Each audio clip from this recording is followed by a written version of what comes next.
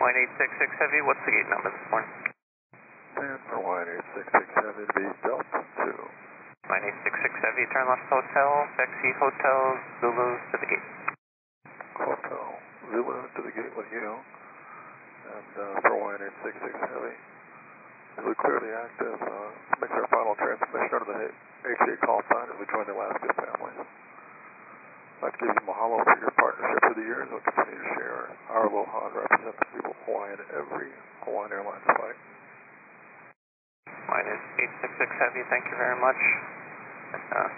The operating certificate and the call sign may be ending, but people that make Hawaiian what it is, aloha, kahului. Aloha. On October 29, 2025, just after 5:40 in the morning, Hawaiian Airlines Flight 866 arrived in Honolulu from Pago Pago, American Samoa. What would have otherwise been another routine flight on this thrice-weekly service was anything but. As Hawaiian 866 Heavy concluded its journey at Gate D2, it also concluded 95 years of Hawaiian Airlines aircraft flying under the call sign Hawaiian.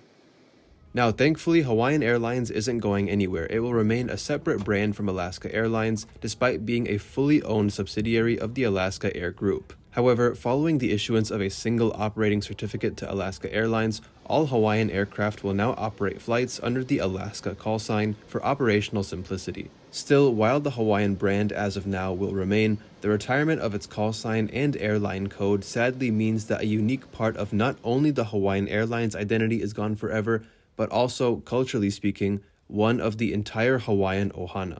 In this video, we'll continue discussing the changes that Alaska's takeover of Hawaiian has brought and could possibly bring as we fly on board Hawaiian Airlines Flight 30 from Kahului, Maui to Seattle on the Airbus A330-200.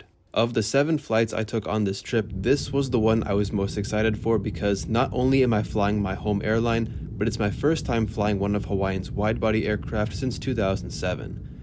Back then, Hawaiian didn't even have the A330s, and I flew a 767-300 from San Diego to Honolulu. Suffice it to say, I'm very excited to present this video to you all, so without further delay, let's fly.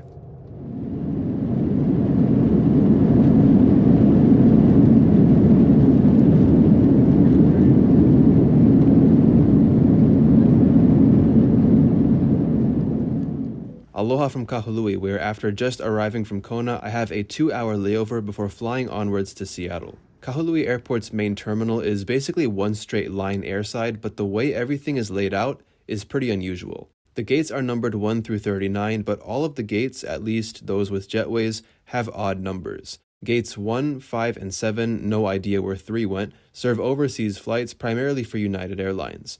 9 through 15 serve Alaska and Southwest, and it's the only part of the terminal serving both inter-island and overseas flights, given Southwest operates both. Gates 17, 19, and 21 are exclusively used by Hawaiian 717s for inter-island flights, and then 23 to 39 are all used for overseas flights to Canada and the mainland US.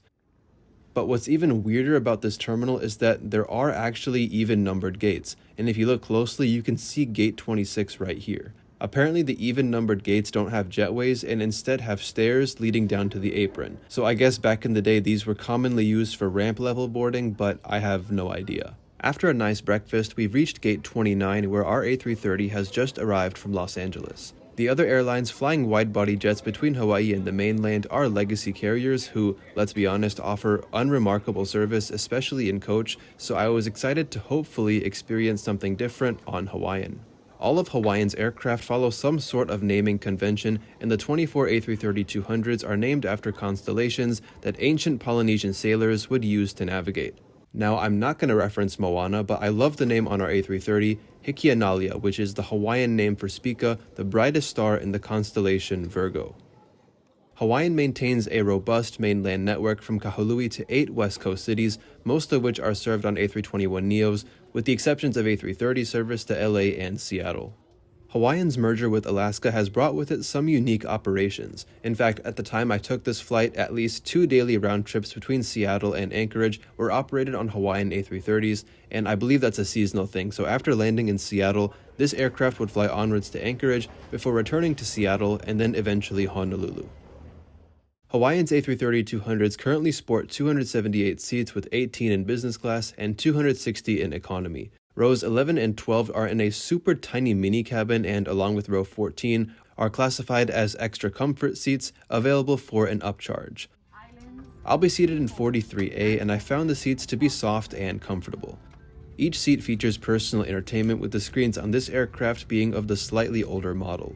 The screens are only controlled via touch, and the USB-A ports on the side are the only power sockets available. Aside from that, you have a tray table, large seat pocket, and decent seat pitch of 31 inches. As you could probably tell, Hawaiian's A330 cabins are on the more dated side, but they will be retrofitted in the coming years with the addition of premium economy along with completely new business class seats. I would also imagine the retrofits will bring updated leather upholstery to economy class along with newer entertainment screens and more in-seat power. Exits. To open exit doors, lift up on the handle and let go.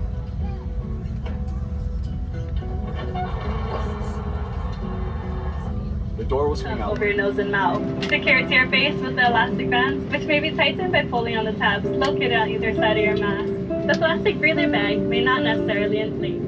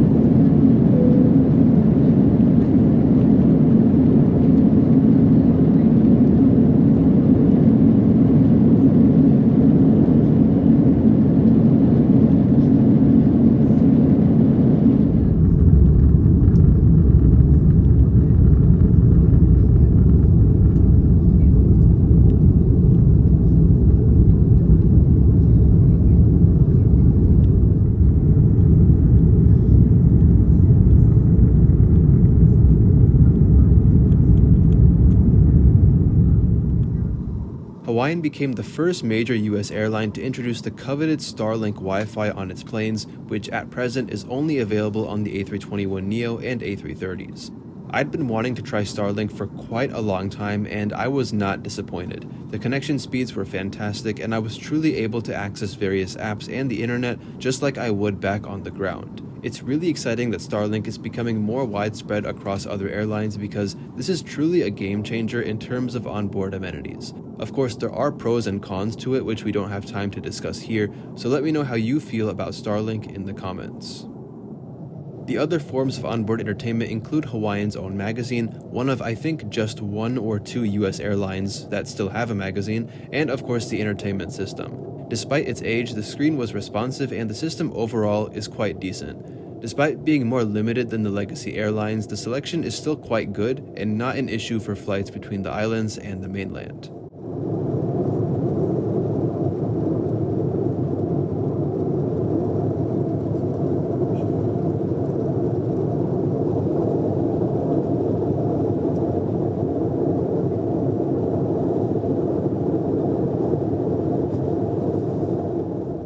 Flights between the islands and west coast mainland cities receive a hot snack and choice of drink. On this flight it was a chicken sandwich, but I passed on it and instead just got some guava juice to drink. Hawaiian does have a large buy on board snack menu along with souvenirs like blankets and earphones.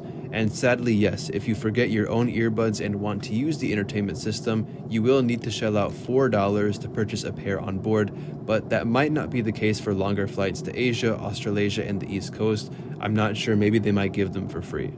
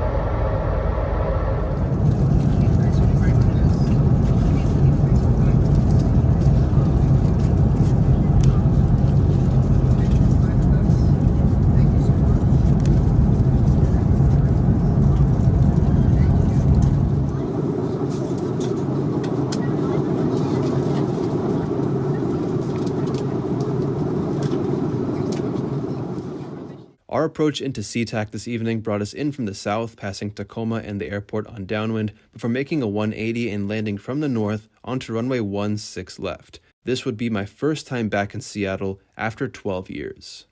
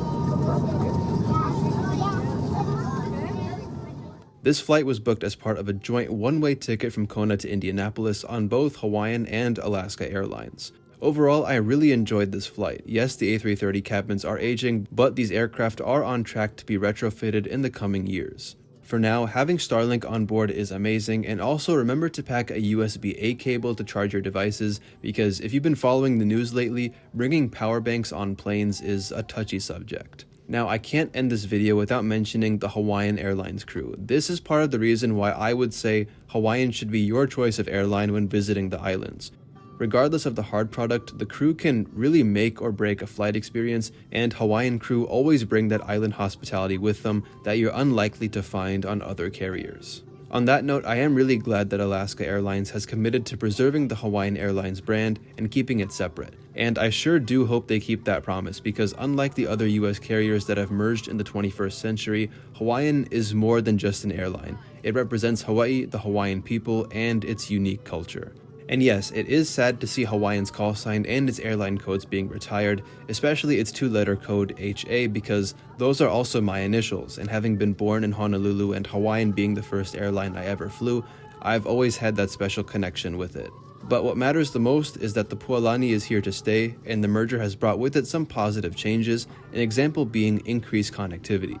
As part of the Alaska takeover, Hawaiian will join the One World Alliance in spring 2026, giving more customers access to Hawaiian not only domestically, but also internationally. And that's also true given Alaska itself has expanded into the long-haul market thanks to Hawaiian's aircraft. Currently, the airline operates 2 long-haul routes from Seattle, Seoul Incheon on Hawaiian 787s, and Tokyo Narita on A330s, which will soon be upgraded to 787s as well. Now, the long-term plan is to have all 4 of Hawaiian 787s transferred to Alaska and be based in Seattle in time to inaugurate new routes to London Heathrow and Rome in 2026. Now, Alaska itself has 12 787-9s and 5 787-10s on order, and given how tiny Seattle's international concourse is, I mean, we waited 30 minutes for an open gate, I don't know where they're gonna fit all these planes. But with Seattle being entirely Dreamliners, all of Hawaiian's A330s will stay with the airline and remain based in Honolulu for long-haul routes to Asia, Oceania, and the mainland US, as always. Now, this was my first time ever seeing Air Tahiti Nui, and wow, this has got to be one of my favorites, if not my favorite livery on the 787. I was really glad to see this, as unfortunately Air Tahiti Nui will be ending service to Seattle in January 2026. Still, how perfect is this, having two Polynesian airlines parking right next to each other? On that note, as we arrive at gate S8, I'd like to say mahalo for joining me today, and yes, I'll unfortunately have to end the video here because it was a hectic connection. But we're going to cover that next time, so until then, take care. I really hope you enjoyed today's video, and I will see you very soon. Aloha.